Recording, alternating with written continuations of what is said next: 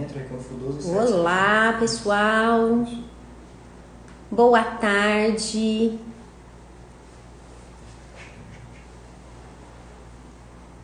Olá, pessoal. Boa tarde.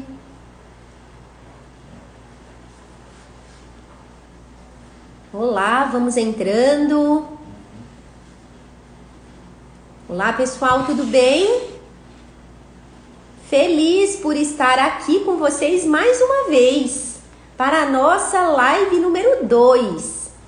Bem-vindo ao segundo dia da série de aquecimento para a Semana Oncologia Bem Nutrida. O nosso evento vai acontecer no dia 18 de dezembro, na quarta-feira, às 19h07. Espero vocês por lá. Vou aguardar um pouquinho o pessoal entrando. Vocês me escutam? Sim? Dê um ok aí pra mim. O áudio tá bom?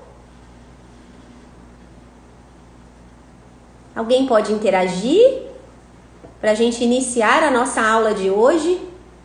Hoje nós vamos discutir muito conteúdo. Eu vou falar para vocês sobre estratégias nutricionais para minimizar os efeitos colaterais do tratamento antitumoral através da alimentação adequada, alimentação ajustada aos efeitos colaterais.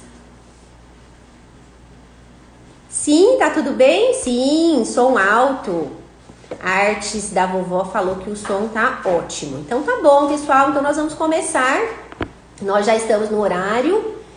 Se você tiver alguém que tem interesse no assunto, já mande lá convidando para participar hoje da nossa live.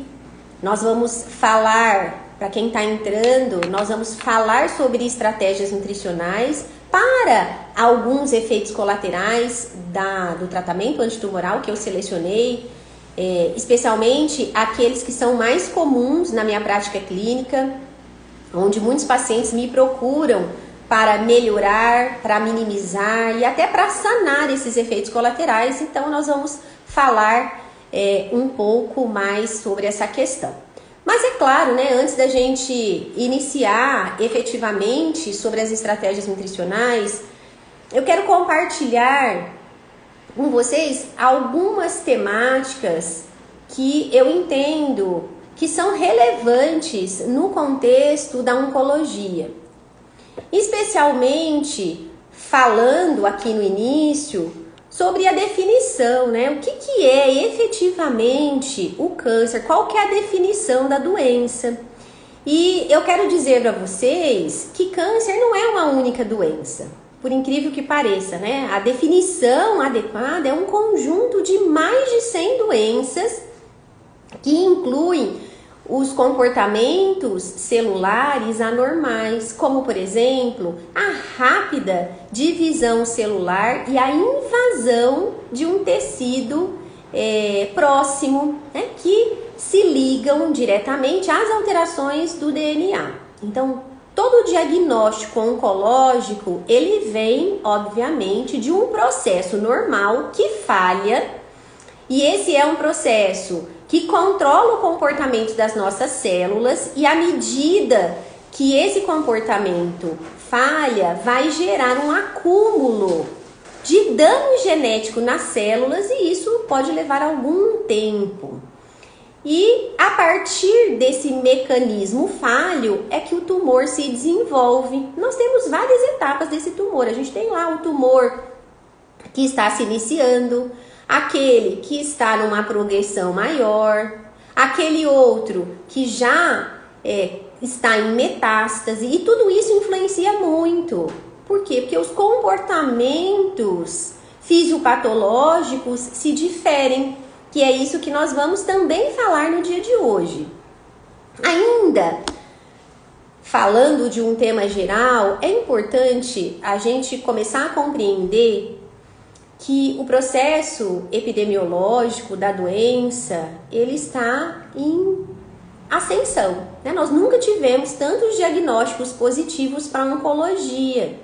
E o que a gente entende?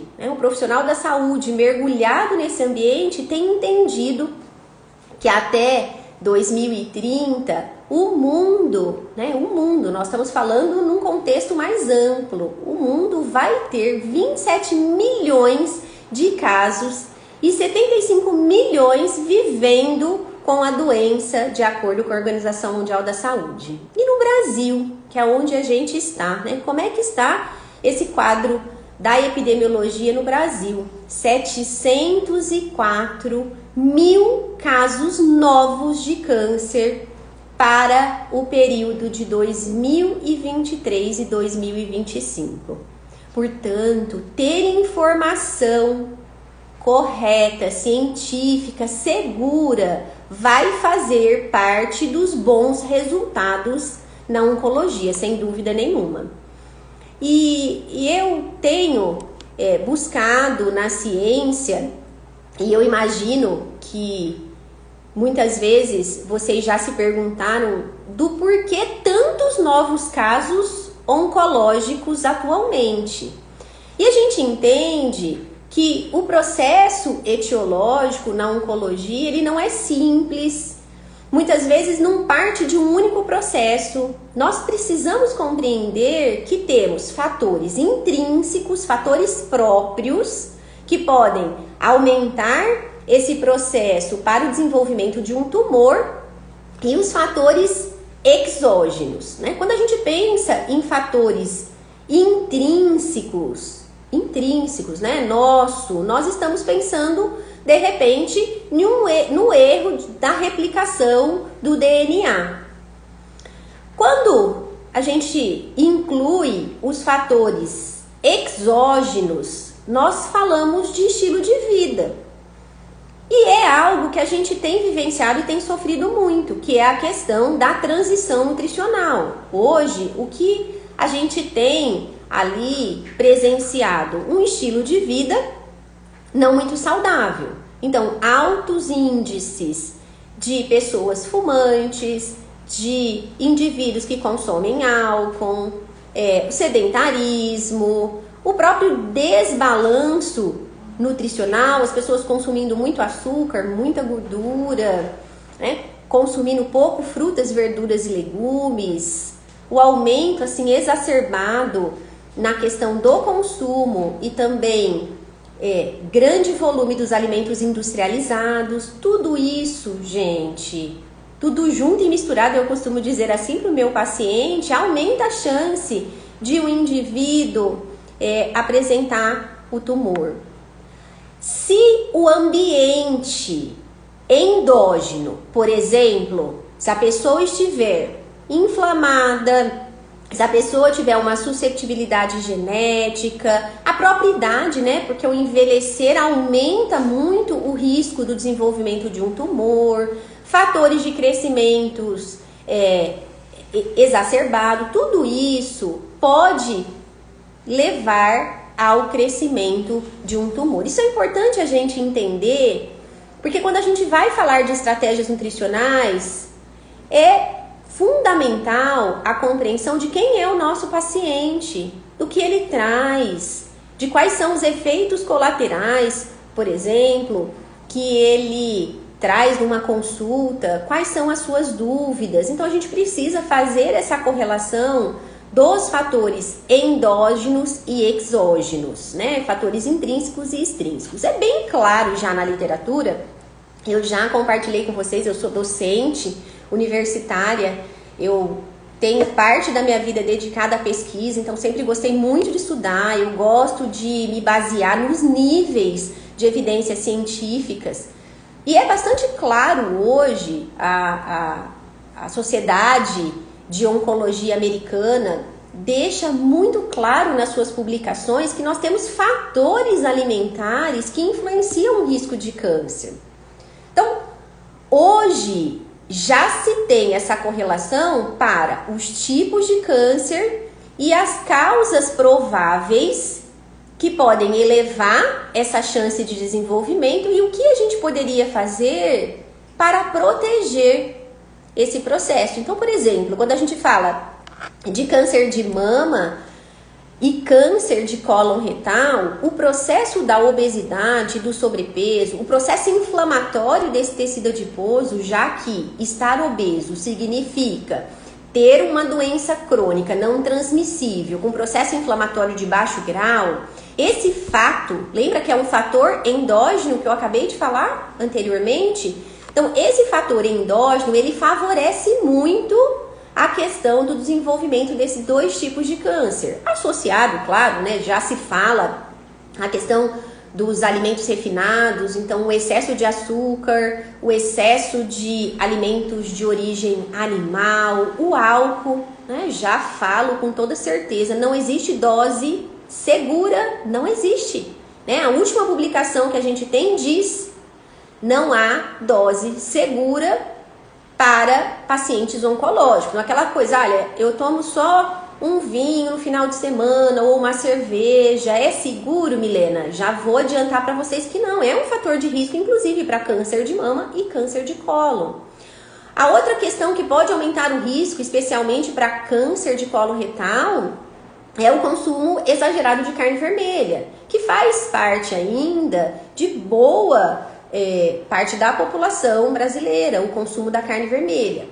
E o que a literatura coloca pra gente em relação a esses dois tipos de tumores? Que o consumo de alimentos vegetais, uma dieta rica em frutas, verduras, legumes, muita fibra alimentar e alguns suplementos e características da dieta mediterrânea podem, com toda certeza, com nível de evidência A, reduzir a chance do desenvolvimento de câncer de mama e cólon retal. Né? Isso é lindo se a gente parar para pensar. Né? Há autores que inclusive colocam que 90% de todos os tipos de tumores, né, de cânceres, tem relação com a alimentação. Então, aprender a se alimentar de forma adequada, seja para prevenção ou durante o tratamento oncológico, deve ser a base, junto, obviamente, com as prescrições médicas de tratamento. Eu tenho defendido, eu tenho falado muito para vocês a questão do tratamento antitumoral, que é a melhor estratégia para o controle desse crescimento de células do câncer. Não existe nenhuma outra estratégia, absolutamente nenhuma outra, comprovada cientificamente para fazer esse controle. Outra questão que a gente precisa pensar, outros tipos de tumores, por exemplo, tumor de pulmão ou tumor de pâncreas, também tem relação com a ingestão exagerada da carne vermelha e das carnes processadas. Outra discussão muito grande na oncologia será que o paciente que tem aumento do risco de desenvolvimento de câncer deve consumir as carnes processadas? Quem são essas carnes processadas que a gente classifica? Então, é um salame, é uma mortadela, é uma linguiça, né? Então, são esses salsichas, são esses produtos que aumentam sim o risco para câncer de pulmão, câncer de pâncreas, e a gente precisa tomar muito cuidado, obviamente, associado ao excesso do consumo de açúcar. Por isso que o açúcar ele é tão falado, por isso que a carne vermelha é tão falada. São dois alimentos, na verdade eu colocaria 3 alimentos que os pacientes têm muitas dúvidas. Se deve ou não consumir leite, carne vermelha e açúcar. Né? Como eu disse, é um conjunto de estratégias que, uma vez equilibradas, a gente consegue levar mais bem-estar e mais qualidade de vida durante o processo do tratamento. E o que a literatura fala a respeito de fatores de proteção? Novamente, a gente fala sobre as frutas, verduras e legumes, né? E aqueles alimentos que têm uma carga glicêmica melhor, ou seja, que tem a capacidade de elevar a glicemia mais lentamente, que é hoje um grande problema, né? Porque geralmente quando vocês fazem a opção por uma escolha alimentar de um alimento industrializado, infelizmente esses alimentos eles têm uma carga ou um índice glicêmico muito alto, e dependendo de como você coloca nas refeições, também uma refeição com alta carga glicêmica. Então, o índice glicêmico do alimento já é alto e a carga glicêmica fica ainda maior.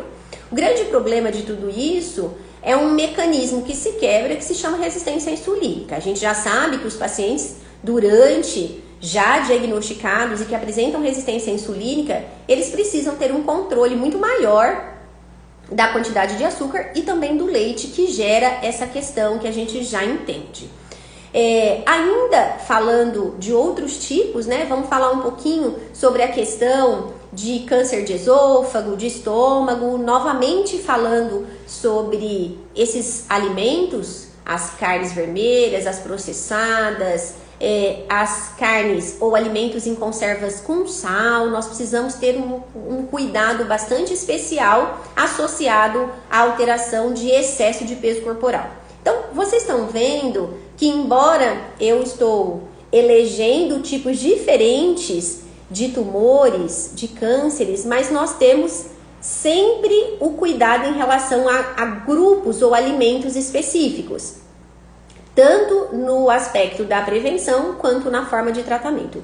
E, sem dúvida nenhuma, novamente a literatura enfatizando que para esses tipos de cânceres há necessidade de aumentar o consumo de frutas, verduras e legumes. Infelizmente, a população brasileira, a gente tem vários trabalhos mostrando isso. O último é o trabalho da Vigitel, que no Brasil é um trabalho feito por telefone, mas com um perfil epidemiológico da população em relação a consumo alimentar e hábitos e estilo de vida. E infelizmente nós temos ainda um consumo muito aquém da necessidade em relação às escolhas para as frutas, verduras e legumes. Infelizmente, né? Gostaria de trazer um cenário diferente para vocês, mas não é assim. A população ainda tem uma carência muito grande nesse consumo.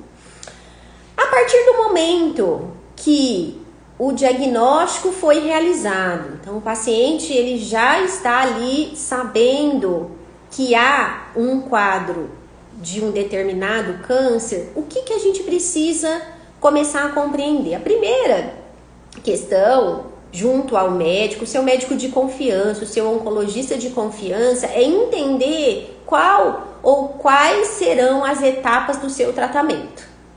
Por que eu digo isso?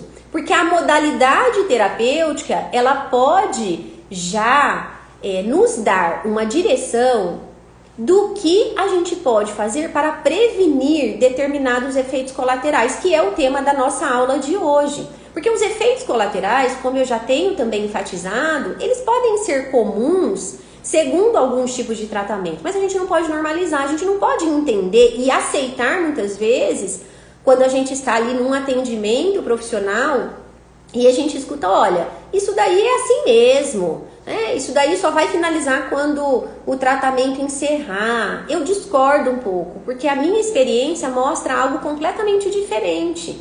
No mínimo, minimizar as alterações, os sinais e sintomas, os efeitos colaterais, no mínimo a gente consegue fazer ajustando a terapia nutricional, implementando a alimentação adequada, somada a outras práticas. De repente a gente precisa colocar o indivíduo fazendo um exercício físico, ou colocar o indivíduo, indicar que esse indivíduo faça uma prática integrativa, por exemplo, uma acupuntura, uma psicoterapia. Às vezes, inclusive, eu peço para o paciente fazer um ground, O que é o ground? Eu peço para ele procurar onde tem uma grama e pisar nessa grama diariamente sem os sapatos. Tudo isso, gente, gera uma sensação de bem-estar. Então, a gente vai somando características importantes para que esse paciente, dentro da proposta terapêutica, e normalmente a proposta terapêutica, ela vai de encontro ao quadro clínico.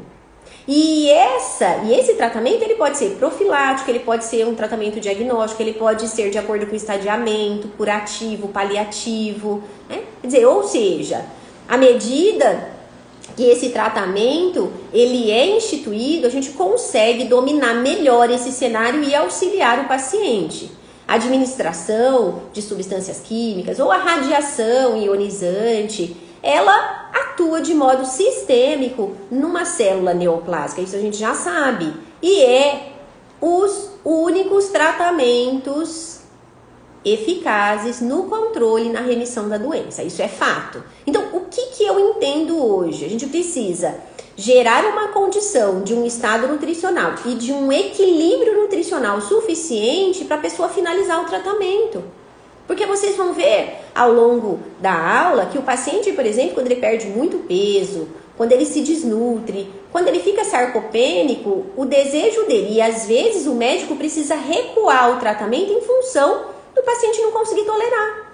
Porque os inúmeros efeitos colaterais, muitas vezes, diminuem de tal forma a qualidade de vida do paciente que pode, inclusive, ser responsável entre 10% a 20% pelo óbito do paciente. Então, a gente precisa compreender, sim, que esses efeitos colaterais, eles vão surgir, mas a gente pode também, com certeza, podemos e devemos minimizá-los, né? A gente precisa compreender que desde o diagnóstico oncológico, em torno de 80% desse paciente ele já pode se desnutrir. Olha que coisa interessante. E que os sintomas mais comuns são perda de peso, a presença de anemia, né? A própria anorexia, que é a perda de apetite. Muitas vezes o paciente reflete com dor, com fadiga, né? Que é aquela sensação de falta de energia, aquela sensação de falta de tolerância ao tratamento. Muitos outros vão nausear, vão vomitar, vão alterar a saúde intestinal com um padrão, por exemplo, de mais diarreia, outros com um padrão mais de constipação, enfim, né? São muitos efeitos colaterais que podem sim surgir. E eu sempre brinco, né? E falo assim, eu discuto com o meu paciente que isso pode ser tudo muito junto e misturado, né? Muitas vezes você não tem só um efeito colateral, você tem vários efeitos colaterais, então a gente precisa olhar para isso com um certo cuidado.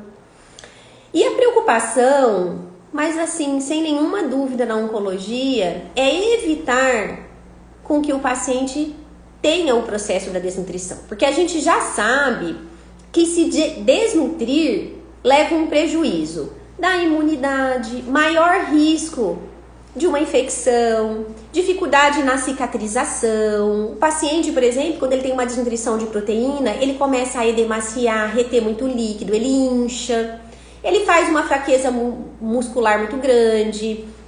Existe uma alteração de motilidade intestinal, então esse intestino tem uma tendência a ter um padrão de mais constipação. E quando a gente pensa em ambiente de hospitalização, o paciente desnutrido, ele aumenta o tempo de estadia hospitalar. Então, a preocupação do profissional de saúde, médico, nutricionista, deve girar em torno de evitar o processo da desnutrição, até porque já se sabe na literatura que entre 10% a 20% dos pacientes desnutridos, eles vão a óbito muitas vezes pela alteração da composição corporal do que propriamente pelo câncer, porque eles começam a se complicar muito, né? Então, de repente, o paciente começa a ter infecções de repetição da parte respiratória, né? Acaba fazendo uma insuficiência respiratória, precisam ir para UTI, outras infecções e acabam indo a óbito em função dessa questão. Então, nós precisamos compreender que o processo do estado nutricional deve ser, sim, muito observado durante o tratamento oncológico. Além da desnutrição, nós temos outras alterações que eu também tenho discutido muito com vocês, que seria a sarcopenia e a caquexia. Vamos entender um pouquinho o que são essas alterações. São alterações de deficiências, no caso da sarcopenia. É muito comum acontecer no paciente oncológico em função a perda de peso proveniente da perda de massa e de força muscular, que afeta muito a capacidade das atividades de rotina. Então, as atividades que o paciente desenvolvia, lavar uma louça, ou limpar uma casa, ou fazer uma caminhada simples, acaba sendo afetado. Muitas vezes esses pacientes ficam muito tempo deitados, ou às vezes até acamado, né? Não consegue ter energia até mesmo para levantar. Então, esse é um processo de preocupação sem dúvida nenhuma, e quando isso vem associado a um processo inflamatório mais agudizado, então a gente olha lá os marcadores inflamatórios muito altos, uma ferritina muito alta, um PCR muito alto, né? E outras características de biomarcadores inflamatórios, a gente já caracteriza esse indivíduo como a caquexia, que é muito comum, né? Aquele status muito emagrecido, com perda de muita massa muscular, às vezes nem perde tecido adiposo, mas com uma característica muito emagrecida. Então, esses processos de alterações de composição corporal interferem diretamente, complicando mais no pós-operatório. Então, de repente, o paciente precisa fazer uma cirurgia antes de começar o tratamento. Então, se tiver com sarcopenia, desnutrição, caquexia, ele vai ter maior chance de ter alguma complicação no pós-operatório, maior toxicidade à quimioterapia, visto que a quimioterapia é calculada pela superfície corporal. Então, quanto mais peso você perde, mais dificuldade tem, primeiro, do médico em calcular, porque vai reduzindo as doses da quimioterapia, e segundo, que o seu corpo tem mais toxicidade a essas drogas. Maior tempo de hospitalização, o pior resultado proveniente dessas alterações e muitas vezes uma menor sobrevida. Por isso que em muitos momentos vocês vão escutar do médico, né? Olha, eu não quero mais que você perca peso. Esse peso precisa ser mantido, ou a gente precisa recuperar o peso corporal, justamente por essas complicações que eu estou citando aqui para vocês. Ninguém está dizendo que é fácil o processo, né? Mas nós estamos aqui discutindo estratégias e os caminhos de como a gente pode melhorar essa fase, que é a fase do tratamento, que vai ser muito variado. Tem pessoas que vão tratar 6 meses, outras pessoas vão tratar por anos, outras pessoas até vão tomar, por exemplo, na hormonioterapia, tamoxifeno ou anastrozol para o resto da vida. Então, depende, né? Eu sempre digo que o paciente é único e que cada um traz a sua história e cada um traz o seu quadro clínico. E a gente precisa olhar isso de forma integrada. Até porque já é muito conhecido na literatura e a minha experiência consegue compartilhar com vocês que, uma vez iniciado qualquer tratamento, o risco da toxicidade acontecer em todos os sistemas é muito grande. Então, de repente, a gente começa a observar uma toxicidade no fígado. Aumenta as enzimas de fígado, TGO, TGP. Por quê, gente? As drogas da quimioterapia, elas são metabolizadas no fígado, né? Ou então, começa a ter uma toxicidade em sistema nervoso central. O paciente fica confuso, o paciente fica com diminuição de foco, de memória, concentração. Ou, de repente, é uma cardiotoxicidade, a toxicidade no coração. Começa a ter ali com uma alteração importante de órgãos que talvez não seja o tumor primário, o tumor original, uma gastrotoxicidade, então alterações importantes da saúde do padrão dessas fezes, diarreias por muitos dias, ou de repente o intestino para também por muitos dias. Função renal acaba sendo comprometida durante os tratamentos. A parte hematológica, então é muito comum a gente observar a anemia no paciente oncológico, e aí muito cuidado, gente, com o que eu tenho vivenciado, né? Ah, mas o paciente anêmico não pode receber suplementação. Não é assim. A suplementação, ela tem que ser inserida a ponto de recuperar uma deficiência nutricional, né? Precisamos, claro que ter a responsabilidade, eu já disse, e eu não defendo chegar de repente numa farmácia e comprar um polivitamínico, não é esse o caminho, né? Mas uma boa orientação, uma boa correção pelo seu médico ou pelo seu nutricionista vai gerar mais qualidade de vida para você, né? Então a gente precisa compreender que muitos efeitos colaterais também podem surgir da toxicidade da droga. Então a gente falou que os efeitos colaterais podem se potencializar de um estado nutricional deficiente, mas também da toxicidade das drogas. E aí vocês podem me perguntar, Milena, mas como que a gente faz para evitar essa questão da toxicidade? Mantendo o estado nutricional adequado e tendo uma alimentação adequada, né? Parece que todo mundo sabe como fazer, mas na hora da prática é algo muito difícil, porque a gente tem que ir adaptando as condições em que eu citei anteriormente. Então, a terapia nutricional ou o ajuste alimentar, que a gente acaba definindo como terapia alimentar, ela precisa estar adaptada à sua necessidade e vai depender do tratamento. Muitas vezes eu preciso prevenir a desnutrição.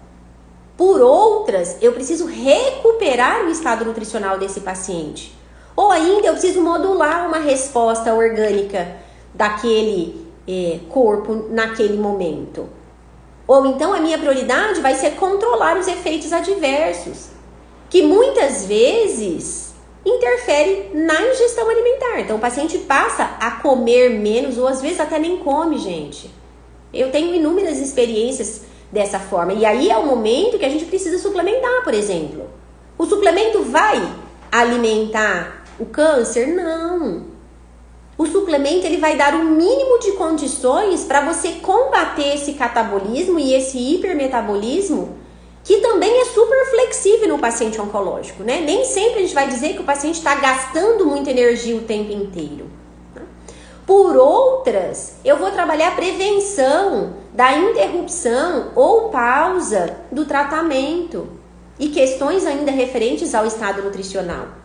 E por fim, que hoje eu coloco como uma prioridade em todas as minhas discussões, em todas, que é esclarecer crenças alimentares e os tabus que acabam colocando você em risco. Porque são muitos tabus, muitos mitos, né? Muitos fake news. Então tira tudo e aí o paciente acaba fazendo uma dieta extremamente restritiva, que vai interferir no seu estado nutricional com toda certeza. Então nós precisamos ter cuidado com as informações. A nutrição, ela é muito positiva, mas quando ela é bem feita. Porque fazer restrições desnecessárias ou de repente incluir suplemento nutricional ou alimentos não necessários, isso não vai trazer nenhum benefício para você. Agora, pensando em todo esse cenário que eu contei para vocês, a pergunta que eu sempre digo e sempre tenho discutido também é, neste momento, será que realmente o nutricionista oncológico é importante durante a oncologia, durante o processo oncológico? Né? Eu entendo que é essencial. É aquela peça do quebra-cabeça que tem que se juntar ao seu médico e trabalhar de uma forma para que a resposta final seja positiva. Ou seja, que a gente possa trabalhar o seu bem-estar e a qualidade de vida durante essa etapa. Eu ainda não me conformo com a questão que você tem que passar por isso. É assim mesmo esse processo, ele é sofrido. Não, nem sempre ele precisa ser assim, né? E hoje posso dividir com vocês que enquanto nutricionista oncológica, eu sempre compreendo a necessidade de conhecer a história de vida, a história da saúde dessa pessoa, a fase do adoecer é muito importante, como isso começou, como está sendo essa experiência, né? Em que momento está dessa fase, o curso da própria doença. É muito, vamos dizer que é essencial eu entender, o nutricionista entender qual é o curso dessa doença, em qual momento você está. A localização e o estadiamento desse tumor também, o tipo e as combinações de tratamento, porque às vezes eu recebo pacientes e muitos estão com mais de uma modalidade de tratamento. Às vezes o paciente está em químio e rádio, às vezes o paciente já começou a hormonioterapia e vai para cirurgia, enfim, né? E aí a gente precisa compreender que tudo isso traz uma resposta complexa fisiológica e isso é individual. Por muitas vezes eu recebo pessoas que têm muitas náuseas e vômitos durante toda a etapa do tratamento e outras nunca tiveram. Então é uma resposta, mesmo que você esteja na mesma modalidade de tratamento, é uma resposta completamente individual dessa fisiologia. E a gente precisa compreender que algumas estratégias relacionadas à nutrição podem ajudar em algumas etapas que nós já comentamos, como por exemplo, como a gente consegue reduzir a toxicidade do tratamento através da alimentação. Será que isso é possível? E assim, com muita felicidade e segurança, eu posso falar para vocês que sim, a gente pode, sem dúvida nenhuma, reduzir essa toxicidade. Por exemplo, fazendo uma boa hidratação. Porque uma das questões que eu tenho observado é a dificuldade do paciente, inclusive, em tomar água. Porque até a água, para muitos, tem um sabor indesejado. Às vezes um sabor metalizado, um sabor diferente. As pessoas me dizem, olha, Milena, até ao consumir água, eu sinto esse sabor diferente. A gente precisa compreender que o status de uma boa hidratação auxilia na eliminação das toxinas, previne a desidratação e, consequentemente, auxilia inclusive nos efeitos colaterais menores. Olha a importância que a gente tem em consumir água. Eu também já discuti com vocês na rede social como a gente pode fazer esse cálculo. Então, você conhecendo o seu peso corporal atual, você vai multiplicar entre 30 e 35 ml. É uma conta simples. Você vai pegar entre 30 e 35 ml, que seria o máximo e o mínimo, e multiplicar pelo seu peso corporal. Você já começa a compreender qual seria a sua necessidade de ingestão de água. Outra questão que deve ser muito discutida e muito implementada, incentivada, na verdade, é o consumo dos alimentos que vão proteger, que a gente sempre diz que são alimentos que vão gerar um suporte para o fígado, uma melhor digestão, mais energia. E aí eu quero separar o grupo das frutas, verduras e legumes, As frutas, verduras e legumes bem higienizadas, elas precisam fazer parte da rotina de vocês. E é uma rotina diária. Como a gente vai consumir, podemos modificar essa forma de preparo. Então, podemos colocar em forma salgada, através de um refogado, através de uma sopa. Podemos fazer na forma de purê, amassado, mas também podemos colocar num suco, no mingau. Frutas, verduras e legumes precisam participar da rotina de vocês, E aí vocês até podem me dizer, Milena, como é a questão de consumir frutas com casca e imunodepressão, O paciente que está com o sistema imunológico muito deficiente, como é que fica isso? Olha, há alguns anos atrás, a literatura era muito pontual e ela dizia assim, vamos retirar toda a casca, por exemplo, da fruta, dos vegetais. Hoje, a ciência já evoluiu e a gente entende que quando bem higienizado, essa casca pode ser utilizada. Por quê? Porque na casca a gente tem componentes chamados de fitoquímicos e fibras que auxiliam na sua saúde intestinal. E hoje, para se ter uma boa resposta ao tratamento e a tudo isso que eu tenho colocado, ter saúde intestinal é algo extremamente importante, em especial para quem faz imunoterapia. Isso já está muito discutido e muito pontuado na ciência. Outra questão para diminuir a toxicidade das drogas é evitar, eu vou dizer evitar ao máximo, aqueles alimentos que podem gerar uma certa agressão, Então, reduzir os alimentos do tipo fast food, os alimentos industrializados, excesso de gordura, em especial as gorduras saturadas, porque a gente tem sim as gorduras boas e as gorduras ruins, diminuir o máximo que você conseguir açúcar, então não é possível consumir açúcar de manhã, à tarde, à noite, E a gente vai fazer as concessões segundo as recomendações.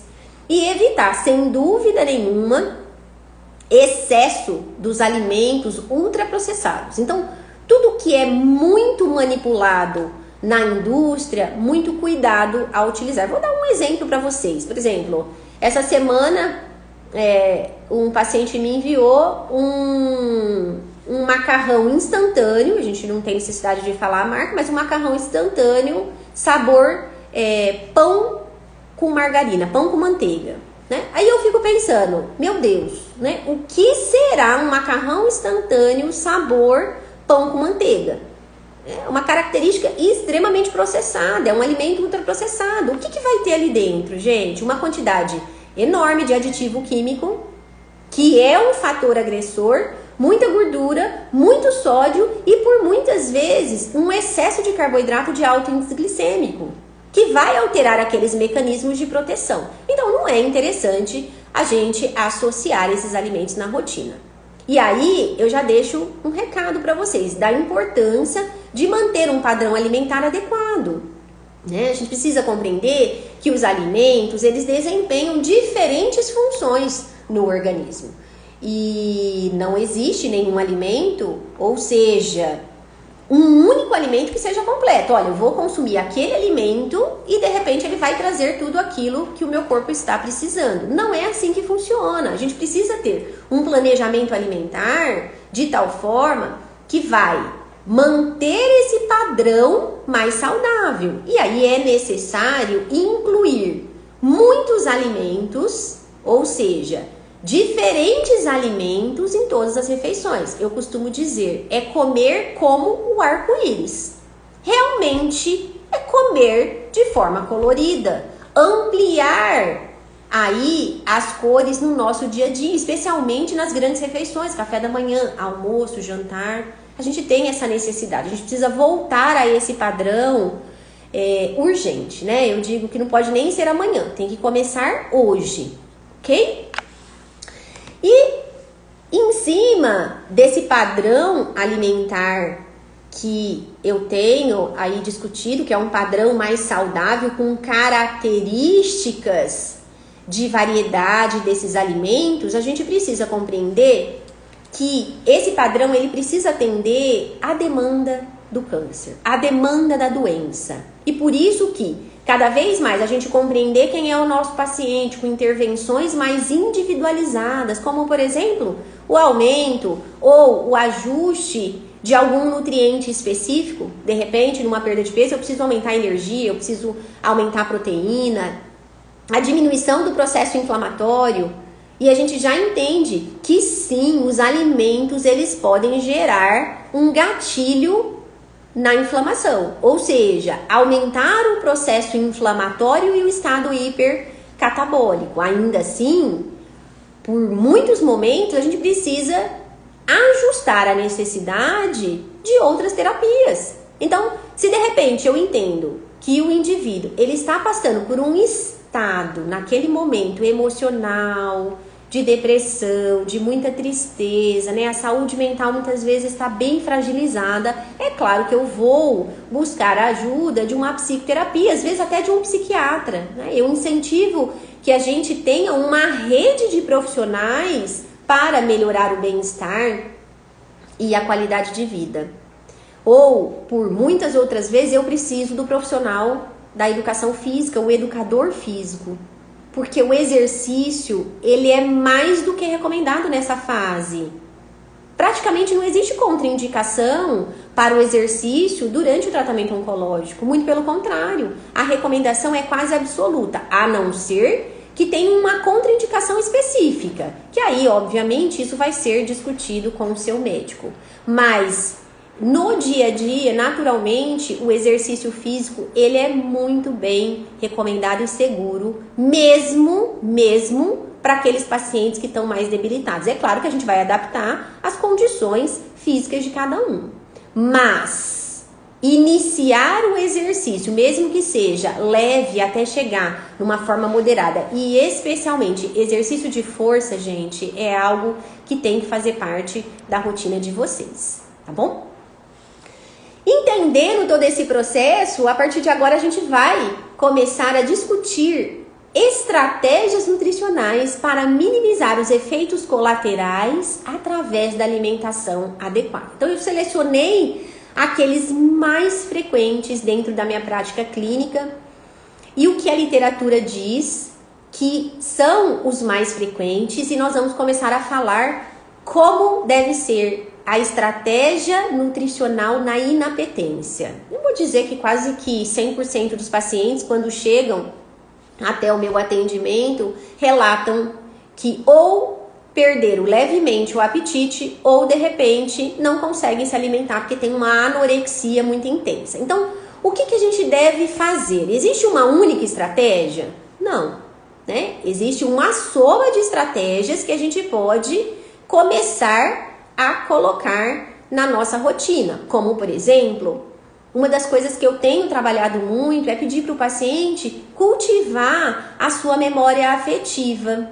Então, o que remete prazer, né? Percebendo aquilo que mais agrada, aquela textura, aquele sabor, né? Estimular sabores diferentes, até porque as nossas papilas gustativas, elas recebem sensações diferentes em vários locais da nossa língua, então é importante estimular esses sabores e observar que muitas vezes esses sabores já vão definir a questão das náuseas antecipatórias, né? O que é isso? Aquela pessoa que diz assim, nossa, só de colocar na boca eu já tenho náusea. Então talvez esse sabor ou essa textura naquele momento não seja algo tão interessante da gente utilizar.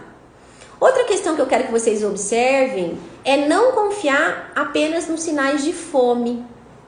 Para inapetência é importante que a gente fracione as refeições. Então, pequenos volumes várias vezes ao dia. Às vezes, a inapetência ela é tão grande, o consumo alimentar é tão insatisfatório que podemos fracionar inclusive um suplemento alimentar. Então, coloque esse suplemento alimentar por várias vezes ao longo do dia e em especial nos momentos em que você tem com mais intensidade essa inapetência. Outra questão é estimular, maximizar, aumentar essa ingestão quando você sente mais fome. Porque é muito comum, né? Na avaliação a gente perguntar para o indivíduo, olha, como é que é? Você acorda e tem fome? A sua fome é mais no final da manhã, é mais no meio da tarde, é mais no final do dia? Esse é um componente importante para que a gente entenda quais são os momentos que a gente vai ampliar esse consumo alimentar. Fazer um prato bonito é algo essencial nesse momento. Então, arrumar a mesa, né, fazer um prato colorido, caprichar na beleza desse prato é algo que pode despertar o interesse em melhorar a inapetência, né? A gente precisa pensar nessa questão. Outra orientação que eu faria é cuidado ao ingerir líquido, mesmo água, durante a refeição. Porque o tempo de esvaziamento gástrico e o processo de digestão e a questão enzimática, elas ficam comprometidas. Então, é interessante utilizar líquido entre as refeições e não durante o processo, tá? Outra coisa, tempere essas refeições com, por exemplo, ervas frescas, ou seja, e com variação, para você estimular as papilas gustativas a terem percepções novas aos sabores. É importante que se utilize aquilo que você tem uma melhor adaptação, uma melhor aceitação naquele momento. De repente, a vida inteira você amou coentro, mas nesse momento não teve uma boa adaptação. Então a gente precisa testar, né? Por isso que eu digo, não confie apenas naquilo que você já tinha de memória. Embora a memória afetiva, ela é relevante, mas às vezes ela pode falhar. Então, como eu já disse, vamos experimentar aí novos alimentos. O que você precisa tomar muito cuidado na inapetência? Alimentos ricos em gorduras, com odores fortes, né? Muitas vezes você fica tão inapetente, tão nauseado com o cheiro da comida, que em algumas vezes eu preciso falar para o paciente ficar longe desse ambiente para não ter essa questão maximizada. Outra questão que a gente precisa se atentar na inapetência é controlar o consumo de alimentos fibrosos. Então, por exemplo, eu não digo para o paciente com inapetência iniciar uma refeição com uma salada, com um grande prato de salada. Por quê? Porque isso vai acabar ocupando um espaço no estômago e faz diminuir a quantidade de alimentos com mais densidade calórica e de energia que ele precisa consumir para o equilíbrio nutricional. Alguns alimentos podem melhorar sua digestão e melhorar o seu tempo de esvaziamento gástrico. Então, de repente, usar um chá de abacaxi, ou usar um kiwi, ou utilizar mamão, né? Que são enzimas que estão nos alimentos e que podem melhorar esse processo sem dúvida nenhuma, né? E mais, eu entendo nesse momento da inapetência a importância do cuidador ou do responsável, que tem que estar ali o tempo inteiro estimulando o consumo frequente de algum alimento ou de alguma preparação. Porque imagine só, muitas vezes o paciente com fadiga, com inapetência, ele não consegue preparar, produzir tudo aquilo que ele precisa. Então, dessa forma, a gente precisa ter um cuidado especial nesse momento com aquele que cuida, no sentido dele também ter orientações seguras e orientações suficientes para fazer esse cuidado. Isso é super importante.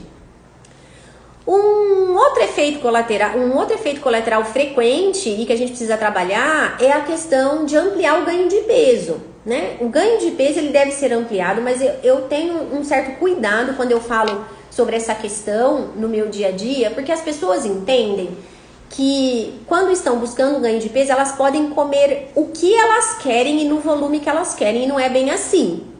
Por quê? Lembre-se que eu já discuti a questão dos alimentos inflamatórios. Nós temos sim alguns alimentos que, quando consumidos em excesso, a exemplo, né, açúcar, gordura, alimentos muito processados, eles vão auxiliar, ou seja, piorar o processo inflamatório. E na oncologia, o que a gente não quer é a piora desse processo. Então, muito cuidado quando vocês observarem preparações que vão excesso de leite condensado, excesso de açúcar, ou milkshake, que é muito rico em gordura saturada, ou ainda põe muito óleo, põe muita margarina, frituras, né? Porque são alimentos que não vão favorecer em nada. São aqueles alimentos que estão que vai estar lá na classificação do grupo de alimentos que vão piorar, né? Que são os alimentos agressores. Portanto, a gente precisa, obviamente, fazer escolhas mais saudáveis. Então, para esse processo, eu preciso ampliar a quantidade de energia que o paciente consome? Claro, isso é fato.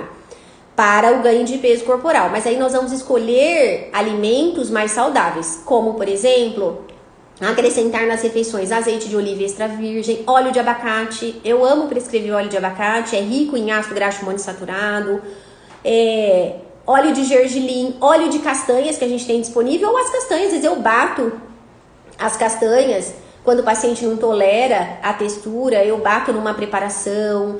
O próprio abacate é muito interessante, os ovos, os lácteos, muito cuidado, especialmente com aqueles pacientes que vão apresentar alteração do padrão do intestino, né, da saúde intestinal. Às vezes o paciente reclama de excesso de gases ou de muita diarreia.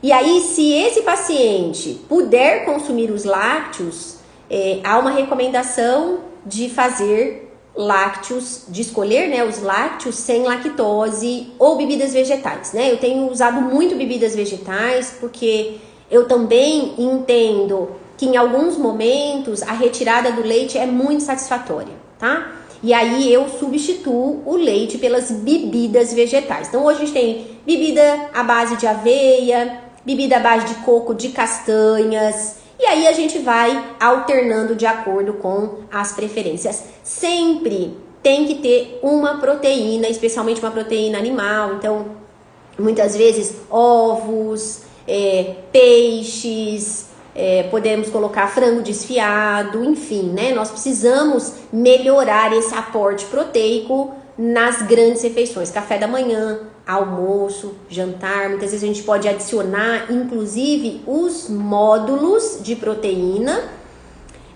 nessas refeições. São módulos que muitas vezes a gente pode escolher neutro, sem sabor, para não alterar absolutamente nada daquela preparação que você está fazendo. O suplemento aqui, ele é aplicado sem dúvida nenhuma, né? A gente tem suplemento, por exemplo, que em 125 ml traz 400 quilocalorias com 20 gramas de proteína. Então a gente vai entender o que precisamos fazer segundo o ajuste para cada paciente. Mas a suplementação, ela é excelente, ela é muito bem-vinda quando o paciente realmente precisa. O que eu não defendo é a questão, já tive o diagnóstico de câncer, já vou começar a usar um suplemento. Para quê? Não tem necessidade.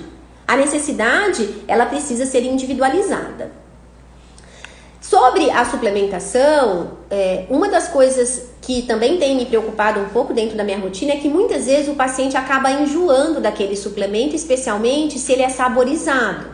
Então, o que eu sempre coloco na minha rotina? Intervalar ou combinar opções de suplementos líquidos com as opções em pó, fracionar o suplemento ao longo do dia. Muitas vezes, quando o paciente tolera a temperatura mais gelada, eu inclusive faço sorvetes, né? Eu ponho na forminha de gelo e esse paciente vai consumindo a suplementação ao longo do dia. Geralmente, eu ofereço em menores porções, como eu já disse. Eu bato na fruta, eu coloco num iogurte quando o lácteo é desejado para o paciente. Eu acabo preparando no próprio, de repente na própria refeição eu acrescento, então vai usar uma sopa, a gente vai colocar o suplemento, vai usar um purê, um suplemento, faz um molho do suplemento e coloca na proteína, enfim. Nós temos uma série de possibilidades para conseguir melhorar a aceitação dos suplementos alimentares. O que não é possível é o paciente precisar de um suplemento e não conseguir atingir a necessidade porque ele não está aceitando. Hoje nós temos uma imensidade de suplementos. É difícil, inclusive, para o profissional escolher, de tantos são os suplementos que nós temos disponíveis hoje. Agora, é importante que a gente acompanhe esse processo. Então a gente tem que acompanhar para verificar se o suplemento que foi prescrito, ele está sendo utilizado na dose correta, na condição correta. Porque, gente, a suplementação precoce, ela pode melhorar em muito o estado nutricional do paciente. Muitas vezes eu fico até angustiada de entender a demora dessa prescrição. Um outro efeito colateral que está sempre presente é a boca seca, né, que a gente chama de cheirostomia. Então, o que a gente pode fazer para estimular melhor essa salivação? Eu gosto muito de oferecer uma água aromatizada com gengibre, hortelã ou frutas cítricas, né, laranja, limão, né, estimular essa salivação com as frutas cítricas também funciona. Então, pingar limão na língua, utilizar maracujá, utilizar folhas de hortelã, mastigar, né, maçã, enfim, caju, acerola, que são frutas que vão, uma vez ali na presença da cavidade oral, vão estimular essa salivação sem dúvida nenhuma. Então, a gente pode sim melhorar esse processo. É claro, né? Se a gente tiver um paciente com mucosite, que é ferida na boca, a gente não vai usar cítricos. É uma contraindicação. Então, é sempre observar qual é a prioridade naquele momento.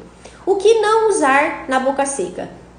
Alimentos muito secos e duros, eu não utilizaria, né? A gente precisa pensar nessa questão também. Mas outras coisas são interessantes. De repente, mascar uma goma ou uma bala sem açúcar de sabor cítrico ou à base de gengibre, isso melhora muito a salivação nesse processo. E se hidratar. Gente, a água é um substrato que deve fazer parte da rotina diária, né? Esse consumo hídrico deve ser enfatizado sempre. Uma outra situação que eu vivencio em quase todos os meus pacientes, inclusive é um dos motivos deles me procurarem junto com a perda de peso, são as náuseas, né? Então, é muito comum aparecer essas náuseas nos pacientes e isso impede muito que a pessoa consiga se alimentar de forma satisfatória e gera a consequência da perda de peso. E aí eu quero compartilhar com vocês a questão do uso do gengibre. O gengibre é uma estratégia efetiva, eu vejo na minha prática clínica, a ciência já demonstra isso pra gente. O paciente, quando ele está nauseado, ele pode fazer chá de gengibre, e aí a gente faz uma decocção, ferve esse gengibre em água e pode utilizar ao longo do dia, ou podemos utilizar extrato padronizado de gengibre, em especial durante os primeiros 3 ciclos de químio, tá? Isso já está bem demonstrado na literatura. Uma outra questão que também já foi publicada é utilizar o gengibre em pó. Então, 500 miligramas de gengibre em pó misturado aí em um líquido, pode ser na água, pode ser no suco, pode ser no iogurte, né? A literatura, o trabalho que foi publicado utilizou o gengibre, 500 miligramas no iogurte 2 vezes no dia, durante os 3 primeiros dias de quimioterapia. Foi muito efetivo na redução da severidade das náuseas, dos episódios de vômitos sem efeitos adversos. Isso é muito importante, porque quando a gente vai usar um ativo, a gente precisa entender se vai gerar algum efeito adverso. E por que o gengibre, gente? O gengibre ele tem 2 ações. Primeiro, um efeito direto no trato gastrointestinal e segundo, uma ação direta no sistema nervoso central, controlando essa questão de náuseas e vômitos. Então, acho muito efetivo, acho que a gente tem, sim, que experienciar essa estratégia, visto que não há efeitos colaterais. Claro que tem pessoas que vão ter desconforto gástrico, aí essa pessoa realmente não deve utilizar. Outra questão muito referenciada é a alteração do sabor, que a gente chama de digeusia. O próprio tumor, para vocês terem ideia, o próprio tumor, os processos inflamatórios e as terapias utilizadas já podem gerar alteração do paladar. Então, o paciente, ele tem uma alteração que faz com que ele passe a comer menos, ele tenha mais inapetência. Então, o que a gente precisa compreender durante esse processo? Que algumas estratégias podem sim auxiliar, como por exemplo, pedir para o paciente lembrar do sabor daquele alimento que ele está consumindo, utilizar alimentos mais frios em temperatura ambiente. Eu sempre oriento para que quando ocorre digeusia, o paciente não faça uso de talheres metálicos, os temperos naturais, as águas aromatizadas. Antes de ingerir qualquer alimento, pode estimular através dos cítricos, que eu já falei, limão, laranja, acerola, caju, né? Mastigar hortelã é importante. Ou então, pode sim fazer um chá de camomila ou fazer um bochecho com bicarbonato, que também melhora, realça a questão das papilas gustativas. Cuidado com aqueles alimentos mais amargos ou metálicos, como café, chocolate, carne vermelha. Muitas vezes isso acaba piorando muito o sabor dos alimentos. E um dos suplementos que eu utilizaria é o zinco. O zinco, gente, ele é fundamental. Então, dosem o zinco, verifiquem se ele está ali em torno de 90 no sangue. Se não tiver, é um suplemento que pode melhorar muito o sabor dos alimentos. Outro efeito colateral é a mucosite. A mucosite são aquelas feridas indesejadas na boca que vão gerar queimação, dor, né? Então é muito comum, especialmente em alguns tratamentos de quimioterapia, quando o sistema imunológico cai. Na radioterapia de cabeça e pescoço, certamente o paciente pode apresentar, e aqueles pacientes que fazem transplante de medula também comumente vão apresentar. Como que a gente pode fazer? A primeira coisa é adaptar a textura, a consistência. A consistência mais pastosa é aquela que vai se adaptar melhor naquele momento. Outra questão é evitar os alimentos muito condimentados e os alimentos ácidos. Muito cuidado com isso. Então, não é o momento, de repente, da gente usar um limão, um suco de laranja, né? Porque vai gerar dor, vai gerar desconforto. E para esse paciente, a gente precisa entender qual é o grau da mucosite, porque muitas vezes a gente precisa buscar o auxílio do médico. Muitas vezes a gente precisa buscar o auxílio do médico.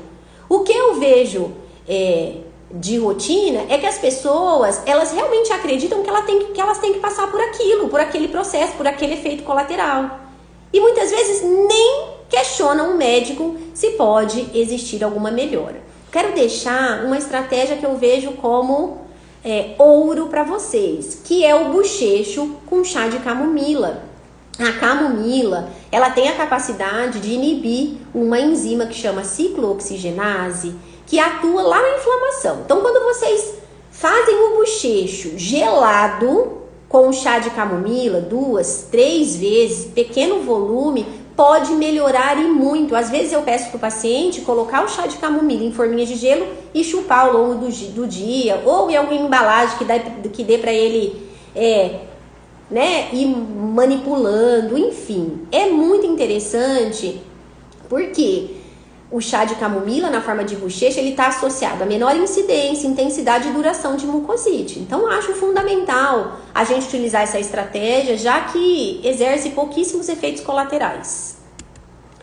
Uma outra questão é quando o intestino para. Então, também nós temos estratégias, por exemplo, na questão da constipação intestinal.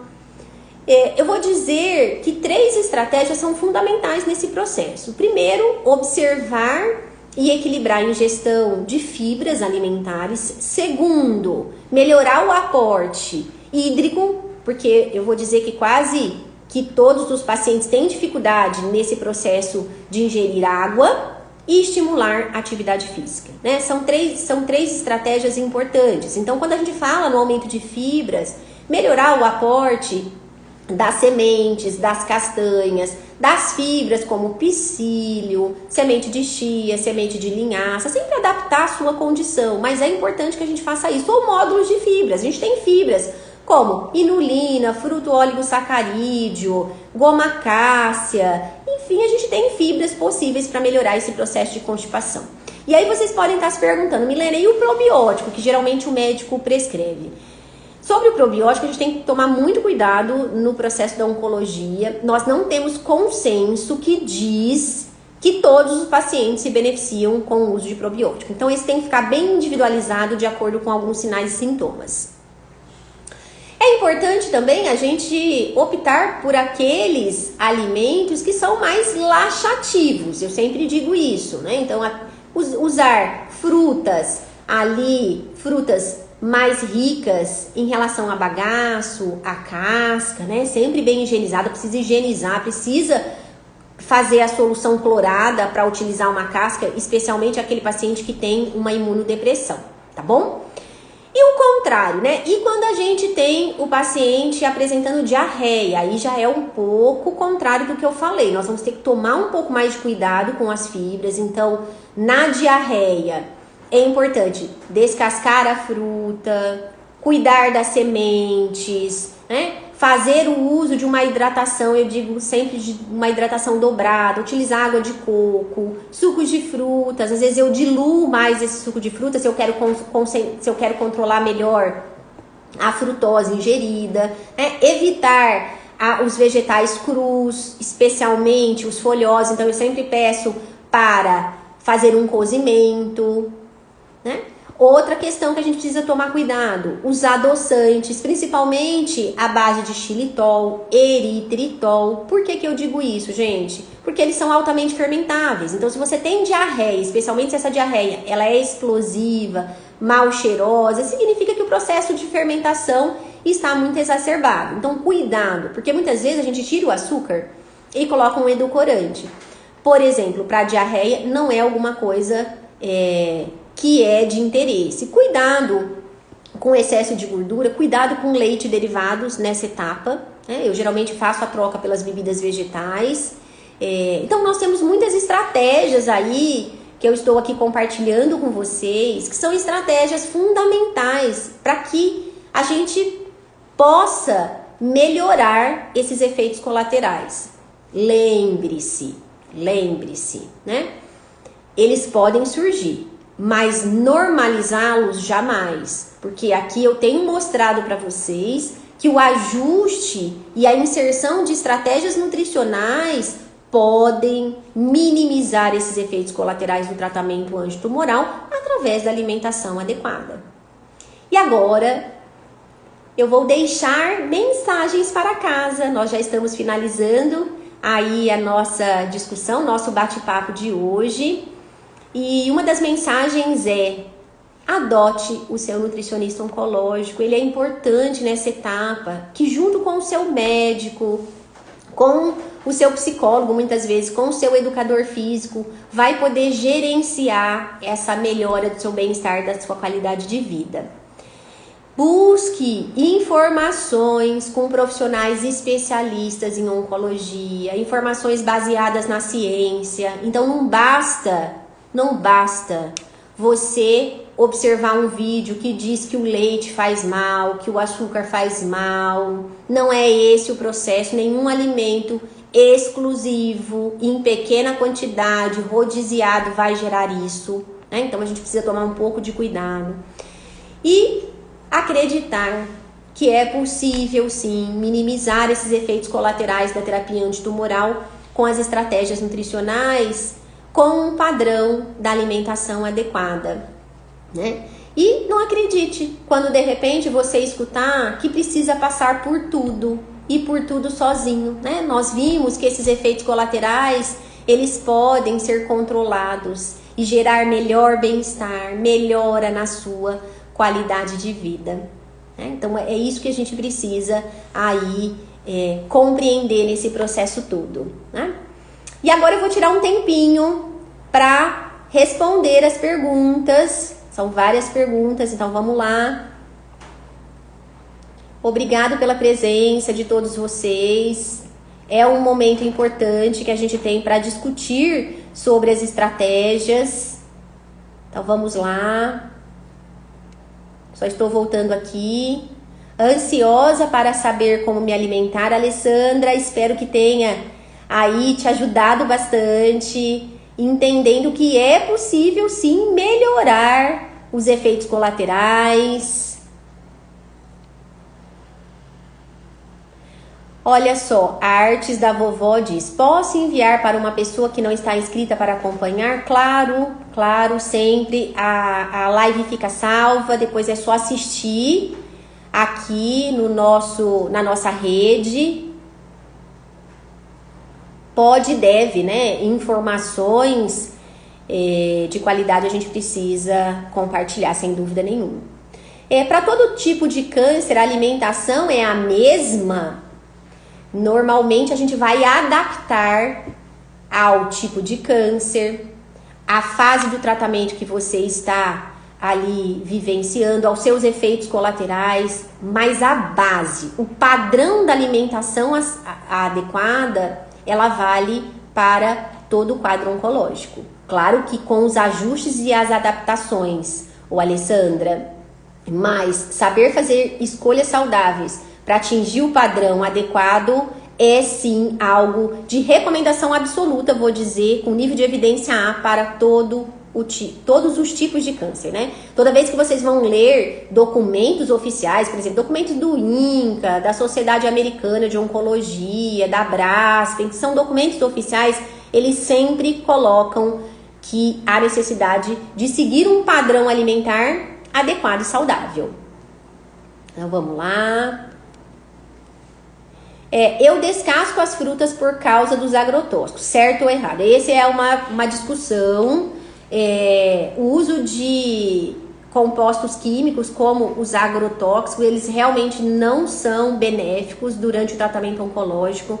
O meu desejo assim, 100% é que a gente tivesse a possibilidade de consumir as frutas orgânicas e os alimentos de uma agricultura mais sustentável, né, bioorgânica, mas nem sempre a gente tem essa possibilidade. Então, o que eu tenho falado? Em função da quantidade de agrotóxico, descascar os vegetais pode sim ser uma estratégia para esse processo. A gente até tem algumas estratégias com bicarbonato de sódio, e depois eu vou compartilhar com vocês, vou fazer um vídeo falando sobre isso, que diminui bastante nas cascas, mas ainda assim a gente tem dificuldade. Por isso que é muito importante a gente manter a nossa saúde hepática, a nossa saúde do fígado efetiva para fazer a detoxificação desses xenobióticos. Por quê? Se você tiver um fígado que funciona bem, o processo de detoxificação é muito bom, né? E o fígado, ele sempre está de mãos dadas com o intestino. Então, ter saúde intestinal e ter saúde hepática favorece muito a eliminação de um agrotóxico. Eu tirei todo o açúcar, como o pão integral sem açúcar. E aí, acho que a Danusa tá me perguntando se é uma boa estratégia. Gente, tirar o açúcar é uma boa estratégia, é uma estratégia saudável. O que eu não defendo é a questão de você se restringir tanto que isso leva a uma alteração até da sua saúde mental. Porque você deixa de sociabilizar, você perde momentos afetivos, você não quer mais sentar-se à mesa. Então é nesse sentido que eu entendo que não há essa necessidade de retirar 100%. Mas, se você já tiver adaptada, o consumo de açúcar, ele não é saudável para nenhum paciente. Ainda mais para aquele que precisa controlar o processo inflamatório.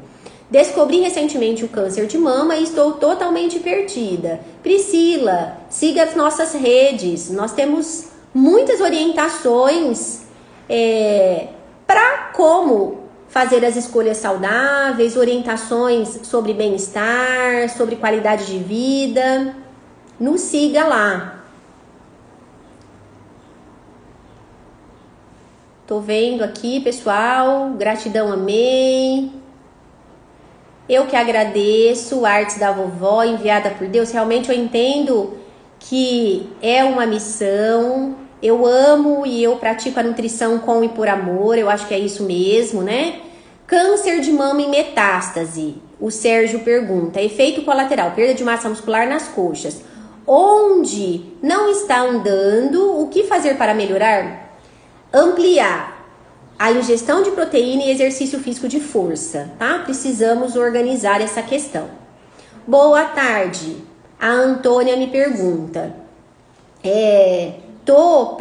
Tô na primeira fase, deve ser da quimioterapia. Não tive falta de apetite, mas emagreci muito, de 74 para 51. Olha, urgentemente, Antônia, precisa buscar uma orientação nutricional mais individualizada. Fique atenta, participe do nosso evento no dia 18 de dezembro, às 19h07. Nós vamos fazer um evento nesse dia. Se inscreva lá no nosso link da bio. Participe conosco. Bom, pessoal, acho que é isso. Então, eu gostaria de deixar o último recado para que você ative a notificação.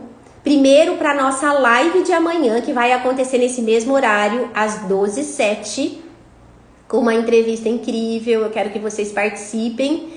E também já deixe o dia e o horário na quarta-feira próxima, no dia 18 de dezembro, para que vocês participem conosco no meu evento, Semana da Oncologia Bem Nutrida, que vai acontecer às 19h07. É um evento totalmente online, totalmente gratuito, para que a gente continue essa discussão sobre como minimizar os efeitos colaterais do tratamento antitumoral através da alimentação adequada.